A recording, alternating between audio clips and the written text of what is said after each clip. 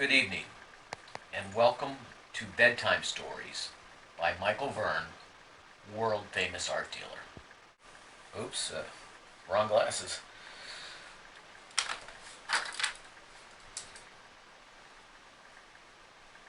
For those of you who have met me at the exhibitions we've done at the Armory in New York, Art Basel in Miami, Arts of Pacific Asia, and the San Francisco Fine Print Fair in San Francisco, the LA Art Show and the LA Print Fair in Los Angeles, and the Capitol Art Fair in Washington, D.C., and about 20 others. I thought it was important to video the stories that I've told at these exhibitions so that they would be preserved for historical purposes for the major art museums, so that 100 years from now, people would know how important I was in the world of contemporary Japanese prints and paintings. In 1953 and 54, my parents lived in Kamakura, Japan. Their home was right next door to the summer palace of the Emperor of Japan. My mother, Mitzi Verne, established the gallery in 1954. She likes to tell people that she went to the back door of Harvard Business School before they allowed women in. She went to Radcliffe.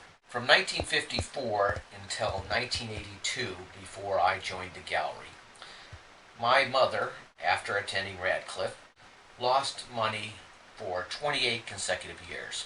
Well, thanks, Mom. My first experience with Japanese art was at the age of 9. I had gone on my first overnight camping trip with my friends, and before we all went to sleep, these kids stamped out the campfire with their feet. I thought, that's pretty neat. I'm going to try that at home. So the following day, well, actually I should tell you about my family first. My father was a doctor, and he would go to work at around 6 o'clock in the morning, come home around 7 o'clock in the evening. He would eat dinner really quickly, and he would run into this small little office full of medical books and call all of his patients to make sure he hadn't killed them. And that night, after the camping trip, my mother went out to visit with some friends.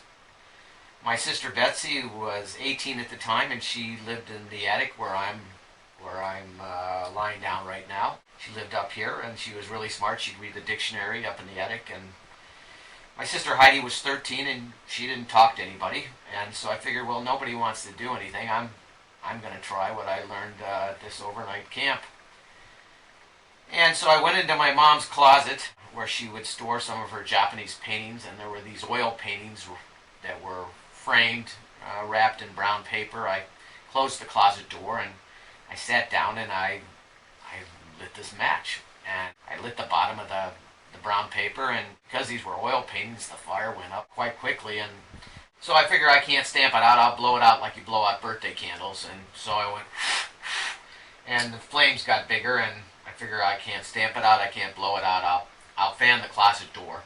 So I fan the closet door, and the flames start shooting out the closet in my parents' bedroom, and I figure, well, I can't stamp it out, I can't blow it out, and I can't fan it out, so I'll get some water out of the bathroom, and I found a little water cup in the bathroom. I filled it up, and by the time I came back, the flames were shooting out my parents' bedroom window. I figured, well, I better go tell my sister, so I knocked on the attic door where I am here now, and I told my sister to stop studying, and you better come on down, because the house is on fire. So she ran down and left me up there, and I knocked on my 13-year-old sister Heidi's door. I said, Heidi, you got to come out of there, because the house is on fire, and she looked at my parents' bedroom and saw the flames shooting out the bedroom window, and she said, Michael, you better go tell Dad. So I ran down to my dad's office, and he was on the phone with one of his patients, and I said, Dad, and he held up his finger for me to wait, and I said, but Dad, and he held his finger up for me to wait again, and I said, but Dad, and finally he put the phone down, and he says, what is it, Mike? I said, Dad, the house is on fire. And so we all ran out, and it was a little neighborhood, and all the neighbors were out, and the firemen eventually got the fire out. I burned up my parents' entire bedroom, and the fire chief came up to me, and all the neighbors were standing around, and he said, little boy, he said, were you playing with matches? And I said, I didn't want the neighbors to hear, so I said, no. And then he tricked me. He said, Mike, what color were they? And I up until the age of about 26. I never told anybody. My parents told everybody it was an electrical fire, but that was my first experience with Japanese art. Two of my favorite books before I go to sleep, and this is why this is called Bedtime Stories. Two of my favorite books before I go to sleep. One is this book that I wrote called Quiet Elegance. And it's just called Quiet Elegance, Japan Through the Eyes of Nine American Artists. And it's a book I wrote with my sister Betsy. And it was published by the Charles E. Tuttle Company. And then the other book that also will definitely, both of these books will definitely put you to sleep. But this new book out, it's called Daniel Kelly, an American Artist in Japan. And what I'd like to do is read you a little bit from the first chapter about Daniel Kelly. And if you like these videos, and if we get at least 1,000 viewers, I will do another bedtime story. So at any rate, here goes, and here's chapter 1.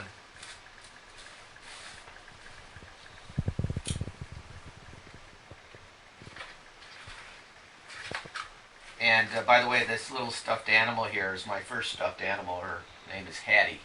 And whenever I read these books, I always let Hattie enjoy reading with me.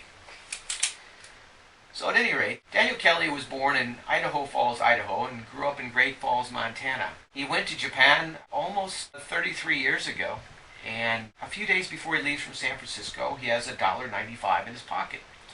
And he can't afford the really expensive books on Japanese art, so he buys a small book by a Japanese printmaker named Tokariki. In the back of the book, it said, if the reader of this book is in Kyoto, please visit the artist's studio, and it gave the address. And Daniel said, oh, what the heck? He says, I'm going to go visit this guy. And he became his pupil, and now his work is in the Metropolitan Museum, the Museum of Modern Art, the British Museum, the Smithsonian, MoMA, and about 20 to 25 other major museum collections. Daniel still lives happily ever after in Kyoto.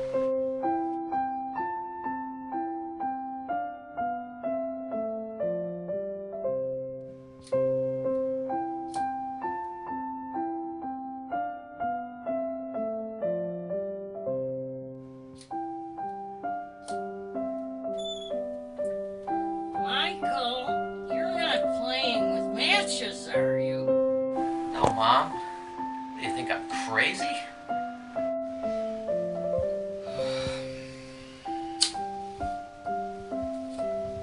To everyone, may your dreams include images of Daniel Kelly, one of the most important contemporary printmakers and painters in the world. Sweet dreams.